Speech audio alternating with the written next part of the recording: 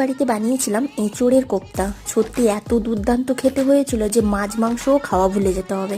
প্রথমে এঁচোড় ও আলু সেদ্ধ করে ম্যাশ করে নিচ্ছি, তারপরে স্বাদ মতো লবণ, হলুদ গুঁড়ো, লঙ্কার গুঁড়ো, গরম মশলার গুঁড়ো, কাঁচা লঙ্কা আর দিয়েছি আদা বাটা, সামান্য একটু চিনি ও বেসন দিয়ে ভালো করে মাখিয়ে নেব।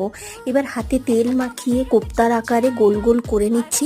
সবগুলো হয়ে গেলে তেল গরম করে কোপ্তাগুলোকে লাল লাল করে ভেজে তুলে নেব।